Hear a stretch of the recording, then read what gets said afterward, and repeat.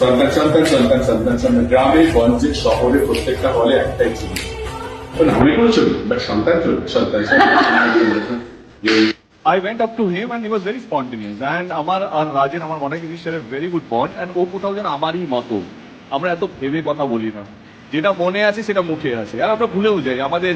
ওই লাগেজটা নেই তো সেই জন্য এই কথাটা বলতে পারি কি রাজ চক্রবর্তী কোথাও আমারই মনে হয় অ্যান্ড এবং আমার সো কল ফার্স্ট প্রোডাকশন যেটা এখন 10 বছর পর রিলিজ হচ্ছে তার প্রথম নায়িকা শুভশ্রী তো কোথাও যেন ভালো লাগে কিন্তু খারাপও লাগে মাঝে মাঝে যখন কেউ সন্তান সন্তান সন্তান করে আমার Raj I love you Raj but তার পিছনে যে একটা হাসি ছিল সেটা আমাকে কষ্ট দিয়েছিল যে